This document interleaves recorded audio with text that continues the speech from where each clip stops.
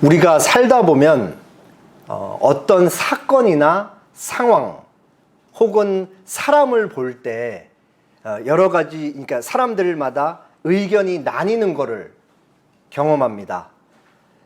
아마도 이 사진을 보면은 최근 뉴스를 열심히 보신 분들은 바로 알겠지만, 지난주 인권위원회 후보자 청문회에 후보자로 오셨던 안창호 후보자였습니다.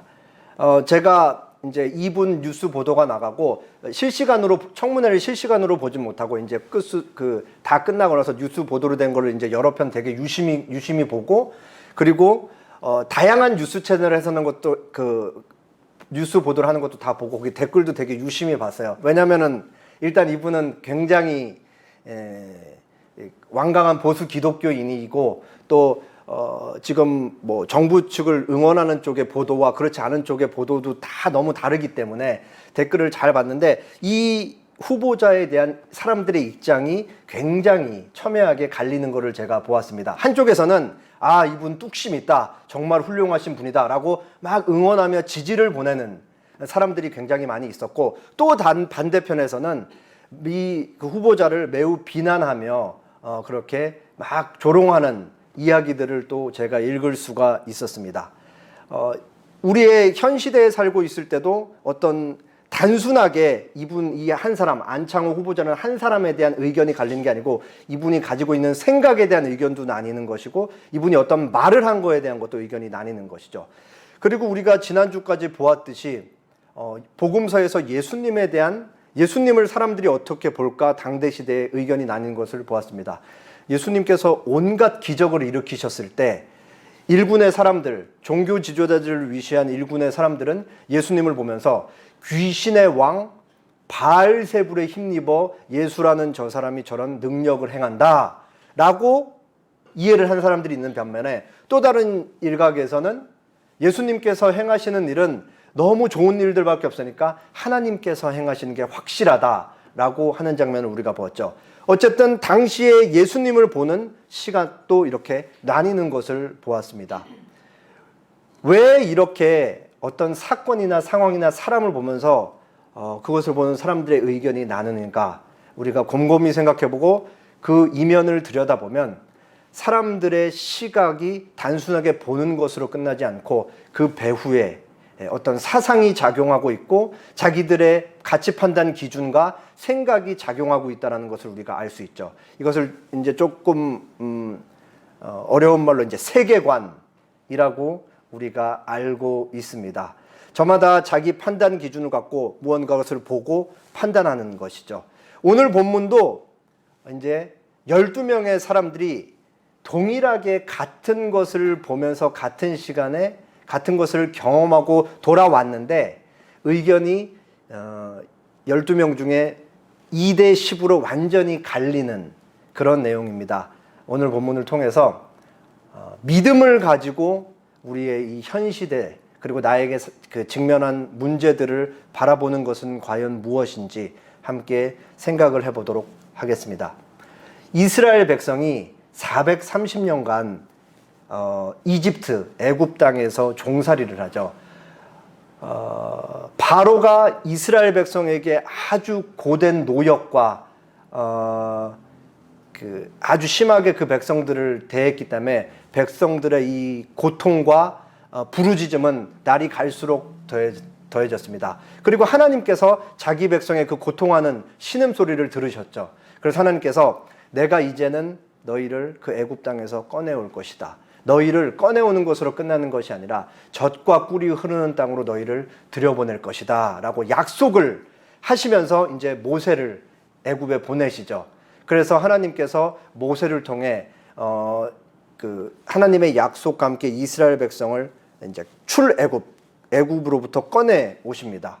그리고 이스라엘 백성은 모세를 지도자로 해서 애굽 땅으로부터 나오는 그 과정에서 하나님께서 행하시는 굉장히 많은 그 기적들을 경험하죠. 10가지 재앙도 경험을 하고, 10가지 재앙을 경험하고, 홍해가 갈라지는 것도 눈으로 보고 직접 그 갈라진 그 홍해 사이로 백성들이 지나가기도 하고, 그리고 뭐 구름 기둥과 불 기둥으로 지키는 이 모든 일들, 그리고 그 이후에 광야 생활할 때도 백성들에게 하나님께서 항상 만나를 주셨고, 물이 모자랄 때는 물을 공급해 주셨고, 만나만 싫다고 계속 얘기할 때는 하나님께서 고기 먹고 싶다고 백성들이 뗐을 때는 메추라기까지 그렇게 주셨습니다. 그런데 이스라엘 백성들은 출애굽할 때부터 틈만 나면은 광야에 있을 때 온갖 불평과 불만을 하나님께 쏟아냈죠. 그러면서 백성들이 맨날 하는 소리가 있었어요. 그게 뭐냐? 왜 우리를 애굽에서 데리고 나왔냐? 그냥 거기서 그냥 종살이하면서 잘 살게 내버려 두지. 왜 우리를 거기서 데리고 나왔냐? 맨날 하는 소리가 그 얘기였습니다. 그래서 왜 우리를 이 모래밖에 없는 이 사막에서, 광야에서 고생을 시키냐라는 것이었죠. 이렇게 홍해를 건너서 이제 광야 생활을 시작한 지 2년째 되는 해였어요.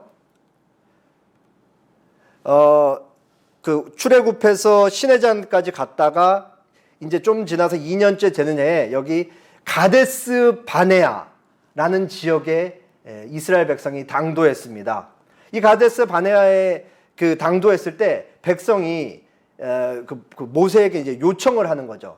뭐라고 요청을 하냐면은 하나님께서 이제 조금만 북쪽으로 올라가면 이제 하나님께서 약속하신 가나안 땅으로 이제 진입을 하는 건데, 하나님께서 젖과 꿀이 흐르는 땅을 우리에게 약속을 하셨는데 진짜 그 땅에 우리가 들어갈 수 있는지 한번 정탐을 해봐야 되지 않겠습니까? 라고 이제 모세에게 제안을 한 것이죠. 우리가 직접 거기서 땅도 좀 밟아보고 냄새도 킁킁대면서 맡아보고 눈으로 좀 직접 보고 진짜 거기 젖과 꿀이 흐르는지 한번 좀 보고 오는 게 좋지 않겠습니까? 라고 모세에게 요청을 해요. 그리고 하나님께서 허락을 하시죠. 그래서 이스라엘 12지파들 중에 이제 수장급 되는 사람들을 12명을 이렇게 다 선출을 해요. 그래서 정탐 대원들 12명을 뽑는 거죠. 여기에 이제 우리가 잘 아는 여호수아와 갈렙이 속해 있는 거예요. 그래서 모세는 정탐꾼들을 이렇게 12명을 불러놓고 명령을 하면서 지도를 하면서 신신당부를 합니다. 뭐라고 얘기를 하냐면은 정탐을 하러 갈 때는 어떻게 해야 되는지, 이 네겝길, 그러니까 이스라엘 백성이 이제 나중에 최종적으로 가나안에 들어갈 때는 요단강을 건너서 동쪽에서 좌로 들어가는데, 여기서 네겝길을 통해 올라가는 거는 남쪽에서 북쪽으로 올라가라는 얘기예요. 그러니까 그 방향까지 다 얘기를 해준 것이고, 그 땅에 들어가서 어떻게 정탐해야 되냐, 거기에 살고 있는 원주민들은 강한지 약한지 확인해. 그리고 거기에 살고 있는 거주민들이 많은지 적은지 확인해라. 그리고 그들이 살고 있는 그 땅이 비옥한지 비옥하지 않은지, 그리고 거기 성읍이 진영인지 산성인지 확인하고, 그리고 나무가 있는지 없는지 자세하게 정탐하고 돌아오라. 그러면서 모세가 여기, 그리고 돌아올 때 거기에 나는 과일도 좀 따와라. 그래야지 땅이 비옥한지 비옥한지 아닌지 알 수 있지 않겠냐라고까지 얘기를 해요. 근데 그 사이에 모세가 아주 이상한 얘기 한마디를 탁 이렇게 덧붙여요. 그게 뭐냐면 담대하라 라고 그렇게 얘기하는 거죠. 이렇게 정탐하고 많은지 적은지 비옥한지 비옥하지 않은지 다 정탐하고, 그러면서 사이에 담대하라 라고 그렇게 얘기하는 거죠. 아마도 정탐 후에 일어날 일을 굉장히 찜찜하게 예견을 했는지, 아니면 이 백성들의 속성을 너무 속속들이 잘 알고 있어서 그랬는지는 잘 모르겠는데, 모세가 담대하라고 그렇게 한마디를 전하는 거죠. 아마 모세의 심경이 굉장히 복잡했을 거라고 생각이 들어요. 왜냐하면 지금 이 12명 정탐꾼들의 보고가 너무나 중요하기 때문이죠. 하나님께서 약속하신 땅을 앞두고 있는데 정탐꾼들이 직접 가서 거기서 보고 경험하고 돌아왔을 때 할 보고가 백성들에게 미칠 영향이 너무나 크기 때문이죠. 그래서 이제 모세의 얘기를 자세히 들은 12명의 정탐꾼들이 남쪽으로 이렇게 올라가서 이제 그 하나님께서 허락하신다고 하신 가나안 땅을 자세하게 정탐합니다. 남쪽 끝에서 북쪽 끝까지 해도 약 150에서 160km밖에 안 되고, 저 같은 성인이 남쪽 끝에서 북쪽 끝까지 왔다 갔다 해도 일주일 정도 거리면은 충분히 정탐할 수 있는 땅의 크기가 가나안 땅이었죠. 근데 이스라엘 백성은 무려 며칠 동안 이 땅을 정탐했을까요? 40일이나 정탐했어요. 40일. 40일 동안 정탐. 일주일 만에 갈 수 있는 거리를 40일 동안 정탐했다는 게 무슨 의미예요? 자세하게 꼼꼼하게 보고 또 보면서 그렇게 정탐을 했다라는 얘기죠. 그렇게 40일 동안 꼼꼼하게 정탐을 하고 이제 다시 가데스 바네아 진영으로 내려와서 정탐 보고회가 열립니다. 정탐 보고회가 13장 26절에서 29절이에요. 바란 광야 가데스에 이르러 모세와 아론과 이스라엘 자손의 온 회중에게 나와 그들에게 보고하고 그 땅에 과일을 보이고 모세에게 말하여 이르되 당신이 우리를 보낸 땅에 간즉 과연 그 땅에 젖과 꿀이 흐르는데 이것은 그 땅의 과일입니다. 그러나 그 땅 거주민은 강하고 성읍은 견고하고 심히 클 뿐 아니라 거기서 아낙 자손을 보았으며 29절을 같이 읽을게요. 아말렉 이는 남방 땅에 거주하고 헤린과 여부스인과 아모리는 산지에 거주하고 가나안인은 해변과 요단가에 거주하더라. 가나안 땅을 다 정탐하고 돌아와서 보고회를 하는데 보고를 하는 정탐꾼들의 보고가 아주 흥미로워요. 왜 흥미롭냐? 이 보고에는 사실만 있는 게 아니거든요. 보고에 사실과 이들의 느낀 점이 섞여 있어요. 그러니까 사실과 이들이 그 땅을 보고 직접 밟고 경험한 해석이 섞여 있다라는 것이죠. 먼저 이 사람들은 정탐꾼들은 얘기를 해요. 회중에게 나와서 과일, 포도송이를 쫙 보이면서 그 땅에서 진짜 열리고 있는 포도송이를 우리가 따왔습니다. 그 말이 무슨 말이에요? 그 땅은 진짜 비옥합니다. 하나님께서 말씀하신 그대로 젖과 꿀이 흐르는 땅이 맞습니다 라는 것을 포도송이를 통해, 과일이라고 나와 있죠. 과일을 통해 그렇게 증명해 보인 것이죠. 그러면서 말하기를 제가 방금 말씀드렸듯이 과연 그 땅은 젖과 꿀이 흐르는데 이것은 그 땅 과일이 맞습니다 라고 얘기해요. 그리고 이제 그 다음에 이어서 뭐라고 그러냐, 그러나라고 얘기하죠. 그러나가 무슨 말, 어떤 접속사예요? 지금까지 얘기한 내용과 앞으로 얘기할 내용이 반대된다라는 거잖아요. 젖과 꿀이 흐르는 땅이 맞습니다. 그러나 얘기하면서 그 땅 거주민은 강하고 성읍은 견고하고 심히 클 뿐 아니라 거기서 아낙 자손을 보았습니다. 자, 여기서 먼저 사실이 아닌 이들의 느낀 점이 들어가 있어요. 그게 뭐냐? 거주민을 직접 보았는데 거주민이 강합니다. 강한지 약한지 어떻게 알아요? 직접 싸워보지도 않았는데. 그러니까 봤을 때 강하게 보인 거예요, 이 사람들한테. 그러니까 이 사람들의 느낀 점이 여기 들어가 있는 거죠. 그리고 성읍은 분명히 막 지어져 있으면은 견고하게 보일 수 있다라고 생각해요. 이건 어느 정도 사실일 수 있는데 심히 크다. 과장법. 느낀 점이 또 들어가 있죠. 그러니까 그냥 그걸 보면서도 그냥 성읍이 단단하게 지어져 있네로 볼 수 있는데 그거는 심히 큽니다 라고 그렇게 본 거예요. 느낀 점을 얘기를 하고 있죠. 그리고 아낙 자손을 보았습니다. 거주민들은 강하고 그리고 심히 큰데 아낙 자손까지 보았대요. 아낙 자손은 어떠냐? 거인족들이에요. 거인족. 제가 이 최홍만 선수한테 늘 미안한 마음이지만 우리가 그러니까 이건 제 생각이에요. 길을 가다가 한 190 정도 되는 사람도 사실 185 정도 되는 남자도 많진 않은데 190만 돼도 상당히 크지만 그래도 190 정도면 크다 정도지 뭐 엄청 큰 거인이다라는 느낌까지는 안 돼요. 제가 알기로는 이 최홍만 선수 2m 30인가 한데 이 정도는 돼야지 이제 거인족이라고 생각이 들겠죠. 한 5, 60cm 저같이 이제 대한민국 평균 남자 신장에 속하는 이 170대에 속한 사람들은 2m 30 이 정도 되는 사람을 보면은 2m 30이 아닐 수도 있어요. 근데 2m 한 20 정도는 되는 걸로 알고 있습니다. 굉장히 크게 거인으로 보는 거예요. 그러니까 안 그래도 실제로 이스라엘 백성들이 정탐하면서 본 아낙 자손들은 거인족들이기 때문에 자기들 눈에 보기에도 크기도 큰데 그 사람들은 강하다, 성읍은 심히 크다, 이렇게 화들짝 놀란 상태에서 그 백성을 보니까 한 3m쯤 되게 더 크게 보였을 거 아니에요. 그리고 나서 뭐라고 얘기하냐? 아말렉이 그는 남방 땅에 거주하고 헤딘과 여부수인은 아모리인은 산지에 거주하고 가나안인은 해변가 요단가에 거주합니다. 쭉쭉쭉 이제. 그러나 이후에 이 보고를 하죠. 결국은 핵심은 뭐예요? 보고의 핵심은 하나님은 젖과 꿀이 흐른 땅을 말씀하신 게 맞다. 그렇지만 우리는 저기 들어갈 수 없다. 이게 핵심인 거예요. 우리는 들어갈 수 없다. 그러니까 보고자들의 보고를 들은 사람들이 이제 웅성웅성 술렁술렁 되기 시작하는 거예요.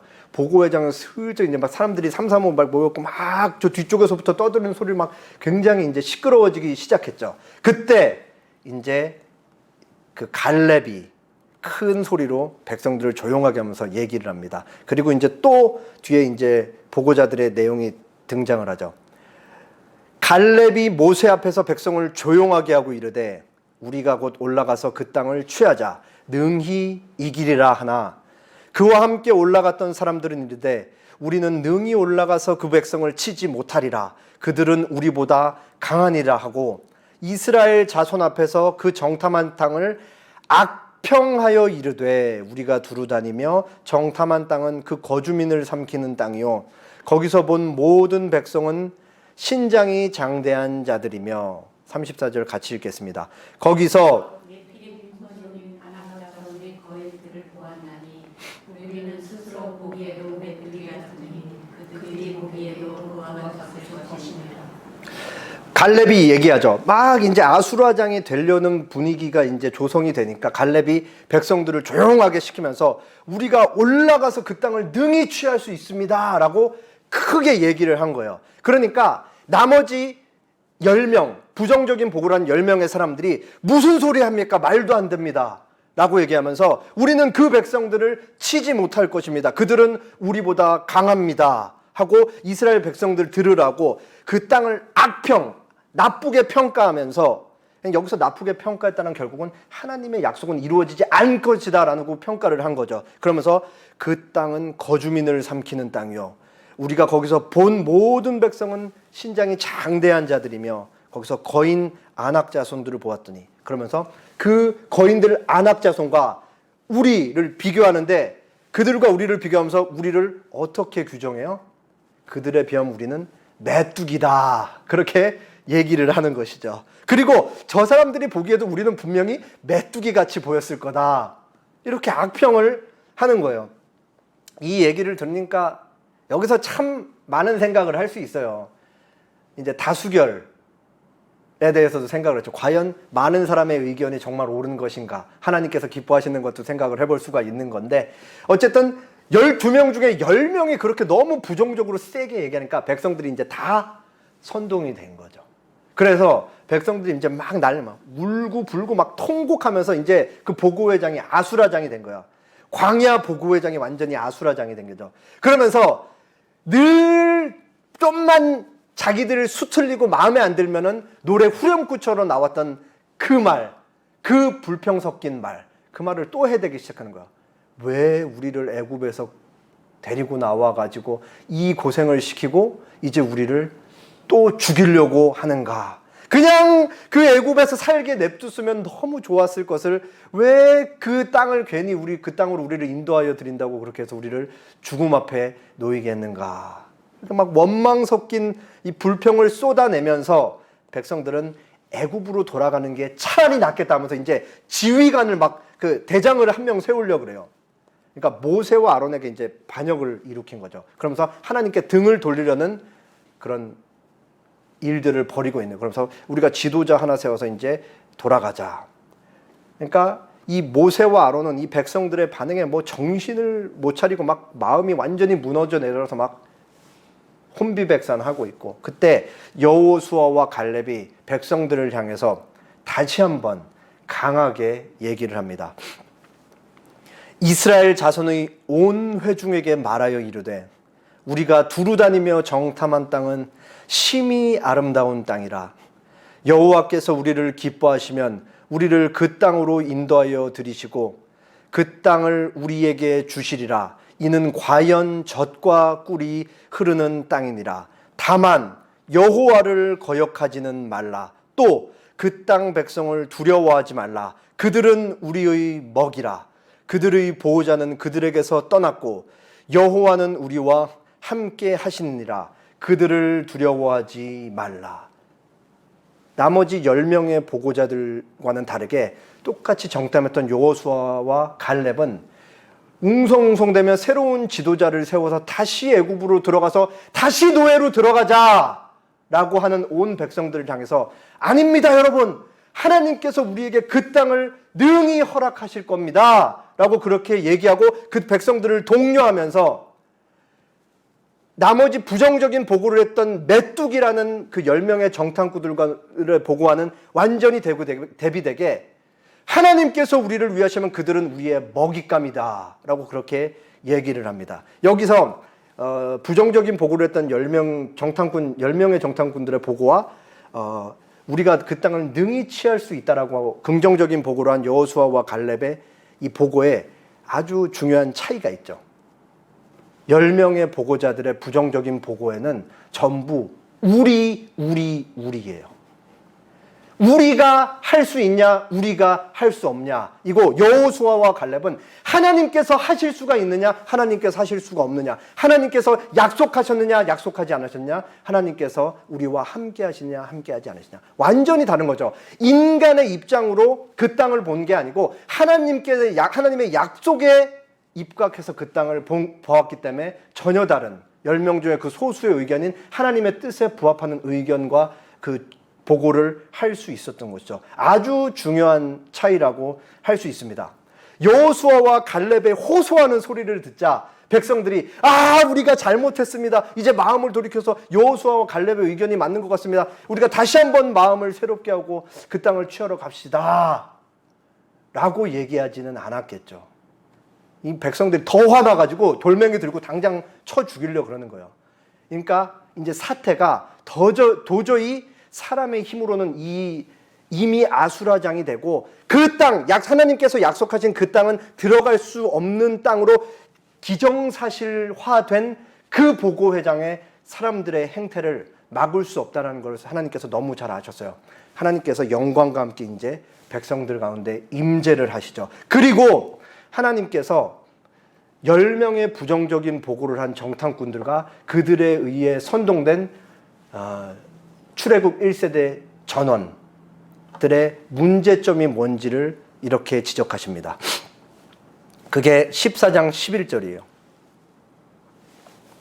여호와께서 모세에게 이르시되 이 백성이 어느 때까지 나를 멸시하겠느냐.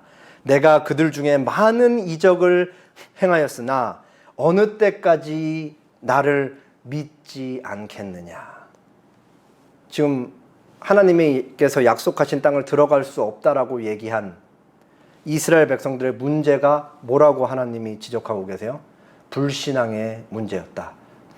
그리고 그 불신앙의 문제는 그냥 하나님을 믿지 못하는 거로 끝나는 게 아니고 하나님을 대적하는 행위다. 하나님을 멸시하는 행위다. 하나님의 약속을 믿지 못하는 것이 곧 하나님의 존재를 믿지 못하는 것이기 때문에 하나님을 대적하는 행위다. 그래서 하나님을 거부한 사건이 바로 이 가데스 바네아 사건이었다.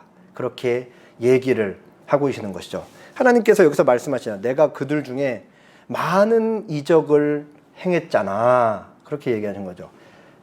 이미 10가지 재앙을 통해서 아주 자세하고 구체적으로 하나님은 전능하신 분이시다. 그 전능하신 분이 우리를 꺼내왔다라는 것을, 우리를 애굽에서 나오게 하신다라는 것을 이미 보이셨고, 홍해를 건너는 일을 통해 하셨고, 물을 주시고 메추라기를 주시고 만나를 주시는 것을 통해 다 보여주셨습니다. 그럼에도 그들은 하나님의 약속, 젖과 꿀이 흐르는 땅을 너희를 들여보낼 거라는 그 약속을 그저 그냥 허무맹랑한 흩날리는 소리 정도로 치부하고 하나님께서 우리를 그 땅에 들어가지 못하게 할 것이다 라고 확언하면서 지도자를 세워서 돌아가자고 했던 것이죠. 이 가데스 바네아의 결과가 아주 써요. 이 가데스 바네아 이 출애굽 1세대가 다 같이 마음 모아서 하나님을 반역한 이 사건의 결과가 뭐냐? 부정적인 보고를 한 10명의 사람들은 죽임을 당해요. 그리고 이 사건 때문에 출애굽 1세대, 20살 넘는 출애굽 1세대는 여기서 이제 계속해서 광야에서 40년 동안 방황을 하게 됩니다. 하나님께서 이제 이 가데스바네 사건의 결과로 이 백성들을 뱅글뱅글 돌리시는 것이죠. 그리고 20살 넘는 사람 중에 여호수아와 갈렙을 제외하고는 여기서 다 애굽으로 돌아가자고 했던 사람들은, 하나님께 반역을 일삼았던 사람들은 광야에서 사막에서 40년 동안 돌다가 다 죽어요. 그러니까 여호수아와 갈렙만 하나님께서 약속하신 땅에 들어가게 되는 것이죠. 본문은 2대 10 더 나가서 2대 전원, 모세와 아론 몇몇 사람들은 빼고 말씀할 수 있겠지만 그 차이는 뭐냐? 하나님을 어떻게 이해하고 보고 있었냐라고 그렇게 얘기를 합니다. 믿음의 차이라고 얘기를 하고 있는 것이죠.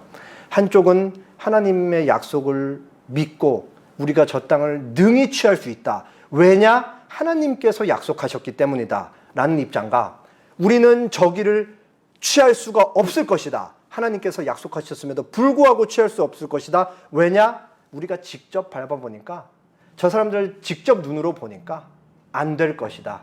자기 경험을 토대로 하나님의 약속을 믿지 못하는 그 결과를 낳았던 것이죠. 이때부터 이제 출애굽하고 이제 40년, 1세대들이 다 죽고 출애굽 2세대들이 이제 성장해서 모세 앞에 있을 때, 모세는 신명기에서 가나안 땅을 눈앞에 앞두고 있고 그 땅에 이제 곧 들어갈 백성들을 향해서 과거를 회상하면서 설교를 하고, 가데스 바네아의 문제점, 그때 당시에 하나님을 믿지 않았던 사람들의 문제점이 무엇이며, 그리고 앞에 있는 사람들은 무엇을 해야 되나, 그 약속의 땅에 들어가기에 뭐가 가장 핵심이 되는지를 이렇게 설교를 합니다. 신명기 1장 29절에서 33절에 나와 있어요. 내가 너희에게 말하기를 그들을 무서워하지 말라, 두려워하지 말라. 너희보다 먼저 가시는 너희의 하나님 여호와께서 애굽에서 너희를 위하여 너희 목전에서 모든 일을 행하신 것 같이 이제도 너희를 위하여 싸우실 것이며, 광야에서도 너희가 당하였거니와 사람이 자기의 아들을 안는 것 같이 너희의 하나님 여호와께서 너희가 걸어온 길에서 너희를 안으사 이곳까지 이르게 하셨느니라 하나, 이 일에 너희가 너희의 하나님 여호와를 믿지 아니하였다. 출애굽 1세대가 믿지 않았던 것이죠, 이거를. 그리고 33절에 같이 읽겠습니다. 그는 너희보다 먼저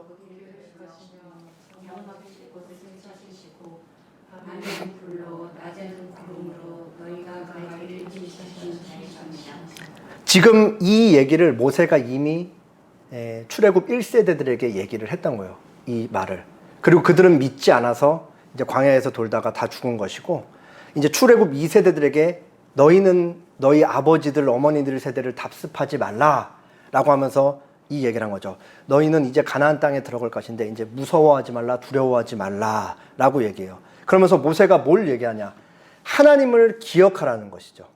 과거에 하나님께서 너희를 어떻게 지금 이 순간까지 인도해 오셨는지를 곰곰이 기억하고 그 하나님을 바라보라, 그 얘기를 하는 거예요. 하나님께서 너희를 여기까지 어떻게 인도해 오셨냐? 마치 사람이 갓난 아기를 자기 품 안에 안아서 데리고 그 아이의 일거수일투족을 다 보호하면서 안고 오셨듯이 하나님께서 너희를 이 자리까지 데리고 오시지 않았느냐? 하나님은 단 한순간도 너희를 실망시킨 적이 없으시지 않았느냐? 그리고 하나님께서는 너희를 철저하게 보호하셔서 너희가 이 자리까지 올 수 있었다. 하나님께서는 그렇게 낮에는 구름 기둥으로 밤에는 불 기둥으로 너희를 지금 이 순간까지 지켜오셨다. 낮에는 구름 기둥을 통해서 그 사막에서 햇볕이 그대로 내리쬐는 그곳에서 하나님께서 구름 기둥을 통해 그들을 그 햇빛으로부터 보호하셨고, 밤에는 불 기둥을 통해서 야생동물의 보호로부터, 그리고 밤에는 온도가 급격히 떨어지는 그 사막에서 백성들을 춥지 않게 그렇게 불기둥으로 지켜오시면서 여기까지 인도하셨다. 그 하나님을 기억하라 라고 그랬죠. 출애굽 1세대가 여기서 실패했고 출애굽 2세대에게는 너희는 거기서 실패하지 마라. 모세가 전달하는 말은 아주 명령하죠. 하나님께서 과거에 행하신 일을 계속해서 기억하면서 그 하나님을 계속해서 기억하라. 그게 관건이다. 그리고 그 하나님을 기억하는 것이 곧 너희가 현재 살아가는 세상을 믿음으로 바라볼 수 있게 되는데 관건인 것이다. 그렇게 얘기를 합니다. 결국은 하나님을 끊임없이 하나님께서 하시는 일을 되뇌이는 것을 통해서만 오늘 현실과 미래를 믿음으로 하나님의 마음으로 우리가 바라볼 수 있다. 그렇게 해석하는 해석의 틀을 갖게 될 수 있다라고 모세가 제시를 하는 것이죠. 결국은 기억하라 라는 게 핵심 표현이에요. 그래서 이제 이번 주에 설교 준비를 하면서 제가 제 과거를 단순히 기억하는 거, 제 과거에 있어서 하나님께서 어떻게 일해왔는지를 제가 계속 기억을 해봤어요. 제가 한 2주 전에도 아내랑 이제 산책을 하면서 했던 얘기인데, 이제 결혼한 지 10년, 이제 10년이 거의 꽉 차가는데, 10년 동안 사실은 제 결혼 생활을 돌이켜보면 뭔가 풍족했던 적이 한순간도 없었던 것이 사실이거든요. 근데 과거를 돌이켜봤을 때 단 한 번도 굶은 적이 없었다. 이것도 제가 이제 부정을 할 수가 없는 것이죠. 그러면서 아내랑 했던 얘기가 뭐냐. 예수님께서 오병이어로 남자만 5,000명을 먹이셨던 그 기적적인 사건이 지난 우리의 삶에 10년간 계속 일어나고 있었던 거예요. 뭔가 어디서 그 기적이 일어나는지는 모르지만 그게 떨어지지 않았던 것처럼, 음식이 바닥나지 않았던 것처럼, 그 2000년 전에 팔레스타인 땅에서 있었던 그 오병이어의 기적이 제 삶에도 계속해서 일어나고 있었던 것이죠.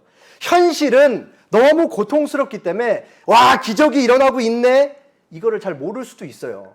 왜냐하면 너무 오늘 하루하루가 치열하니까. 근데 어느 시점에 와서 하나님께서 나에게 행하신 그 일을 기억할 때 뒤를 돌아보니까 하나님은 한 번도 틀리신 적이 없고 불의하신 적도 없으셨고 항상 신실하셨고 항상 옳으셨다, 너무 좋으셨다라는 것을 우리가 뒤돌아서 볼 수 있게 되는 거죠.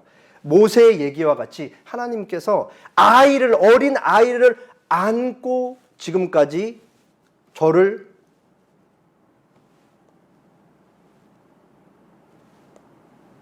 이 자리까지 오게 하셨다라는 고백을 안 할 수가 없는 것이죠. 마치 어미 독수리가 큰 날개를 펴서 자기 새끼들을 그 따뜻한 날개 품 안에 보호하고 지키는 것처럼 동일하게 하나님께서 하나님의 날개 그 품 안에 저를 지키시고 보호하셔서 여기까지 오게 하셨다라고, 그렇게 지난 시간 동안 하나님께서 저를 단 한 번도 실망시킨 적이 없으셨다라는 것을 고백할 수밖에 없는 거죠. 제가 몇 차례 말씀드렸던 것 같은데 초대교회 순교자 폴리캅의 고백을 우리가 기억하잖아요. 지난 86년간, 무려 86년간, 한 분은 거의 다 오셨는데 86년간 하나님께서 한 번도 나를 해한 적이 없으셨는데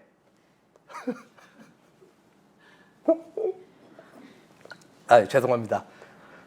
하나님이 나를 한 번도 해하신 적이 없으셨는데 나의 왕, 나의 주님을 내가 어떻게 부정할 수가 있겠습니까? 거기서 이제 죽음으로 뛰어드는 거잖아요. 얼마나 소중한 고백이, 그리고 이게 사실은 이건 우리 모두의 고백인 거잖아요. 그러니까 매 순간은 의심이 일어나고 하나님께서 진짜 내 삶을 섭리로 다스리고 계신 게 맞는가?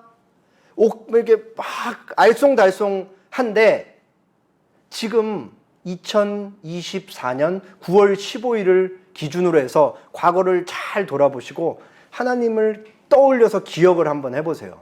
그럼 결국 이 고백과 우리의 고백이 일치한다라는 사실을 우리가 알 수가 있는 것이죠. 그리고 그렇게 과거에 하나님께서 우리의 삶에, 나의 삶에 행하신 일들을 기억하면서 하나님을 바라볼 때 오늘 우리가 어떻게 세상을 믿음의 눈으로, 믿음으로 볼 수 있는지를 알 수 있는 것이죠. 마크 존스의 글입니다. 현대신학자죠. 우리를 향한 하나님의 성실하심은 자기 자신에 대한 하나님의 성실하심에서 비롯된다.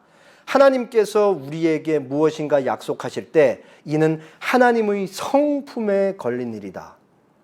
우리에게 하신 약속을 깬다는 것은 하나님 자신을 부인하는 일이 될 것이다. 이게 얼마나 든든하고 단단한 일입니까? 하나님께서 우리에게 늘 신실하시다. 하나님은 늘 변함없으시다. 그 이유가 뭐냐? 하나님 존재 자체가 하나님 자신이 늘 신실할 수밖에 없는 하나님이시기 때문에 하나님 자신의 명예와 자신의 성품에 걸린 일이다. 하나님께서 약속을 깨신다는 것은 하나님 자신을 부인하는 것이다. 하나님이 자신을 부인할 수 있습니까? 하나님 자신을 부인할 수 없죠. 하나님이 자신을 부인할 수 없다는 것은 곧 하나님께서 약속을 깰 수 없다. 하나님께서 우리에게 신실하지 않으실 일이 없다라는 것을 보증하는 것이죠. 그러니까 인간의 이 불변스럽고 변덕스러운 인간의 이 닻을 내리고 있는 것이 아니고 하나님 자기 자신의 절대 변하실 수 없고 자기 자신을 부인할 수 없는 자기 자신의 성실하심에 그렇게 기인하고 있다. 그래서 하나님께서 우리에게 하신 약속은 결코 파기되거나 중도 하차하거나 변화되거나 이럴 수 없다. 그 하나님께서 우리에게 주신 약속이 무엇이냐? 로마서 8장 32절 자기 아들을 아끼지 아니하시고 우리 모든 사람을 위하여 내주신 이가 어찌 그 아들과 함께 모든 것을 우리에게 주시지 아니하시겠느냐. 하나님께서 사실은 우리에게 모든 것을 주셨어요 이미. 왜냐? 예수님의 성육신은 삼위 하나님 중에 성자 하나님이신 그 2위 하나님께서 예수님으로 태어나서 자기 목숨을 우리를 위해 주신 것이기 때문에 자기 자신을 우리에게 주신 것이고 자기 자신을 우리에게 주셨다는 말은 모든 것을 주셨다는 거죠. 그러니까 하나님께서 우리에게 뭐가 아깝겠냐라는 것을 우리가 알 수 있죠. 하나님께서는 모든 것을 우리에게 다 허락하실 것이다.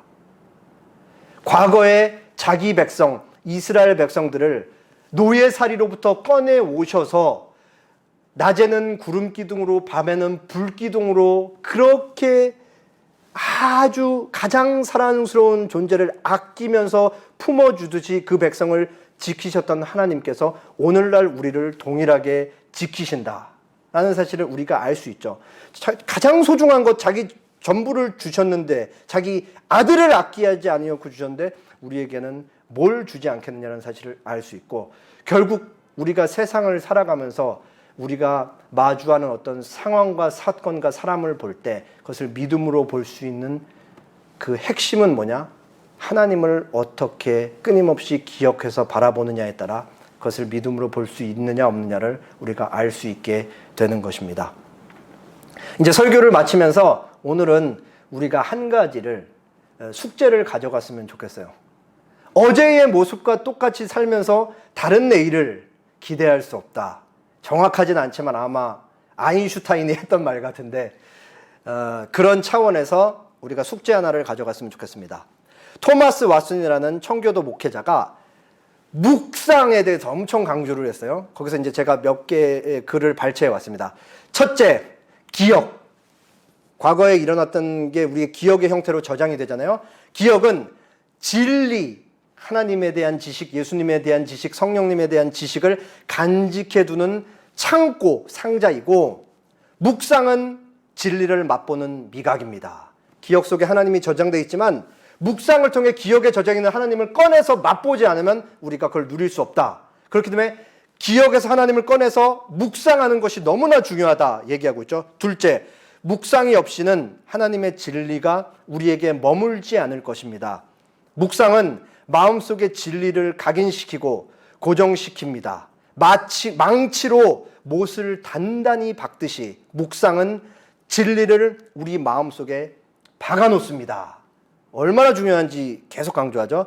자, 그러면 얼만큼 묵상해야 하는가? 왓슨이 대답합니다. 그대의 마음이 뜨거워질 때까지 묵상하라. 다른 번역본에는 거룩한 감정이 일어나서 하나님을 바라볼 수 있을 때까지 묵상하라. 그러니까 5분, 10분 하지 말고 좀 더 시간을 내서 하나님을 기억하고 하나님을 묵상해서 우리의 마음이 뜨거워질 때까지 하나님을 계속 묵상하라. 성경 그냥 몇 줄 읽고 오늘 할 일 다 했다. 그것도 훌륭한 거지만 그렇게 끝내지 말고 읽은 성경을 갖고 낮의 해와 밤의 달처럼 나를 그렇게 밤낮으로 지키신다라는 말씀을 가지고 묵상할 때 우리의 마음이 뜨거워질 때까지 과거에 하나님께서 어떻게 낮의 해처럼 밤의 달처럼 하루 24시간을 1년 365일을 단 한순간도 빠짐없이 나를 지켜오셨는가를 마음이 뜨거워질 때까지 묵상하라. 그렇게 얘기를 하고 있죠. 자, 그러면 우리에게 이렇게 과거에 하나님을 기억의 저장고에서 꺼내내서 하나님을 묵상하면 어떤 유익이 주어지는가? 제가 말했던 건 현실을 믿음으로 볼 수 있다는데 왓슨의 얘기는 묵상은 보이지 않는 것을 보는 성도들의 만원경입니다. 비로소 하나님의 마음을 가지고 세상을 볼 수 있게 되는 것이죠. 지난 시간 동안 하나님께서 나를 어떻게 지켜오셨는가를 끊임없이 묵상하고 말씀에 기록된 하나님을 계속 묵상하면 오늘 나에게 처한 문제를 달리 볼 수 있는 믿음의 시각을 가지게 될 것이다. 왜냐? 우리 삶의 주권은 자고 일어나는 것, 심지어 우리가 평상시에 전혀 느끼지 못하지만 심장이 뛰고 있는 것조차도 하나님의 간섭하심이 없으면 우리 심장은 뛸 수가 없는 것이다. 그만큼 생사열탈권, 신자의 생사열탈권은 철저하게 하나님의 주권이 달려있기 때문에 그런 것입니다. 함께 기도하겠습니다.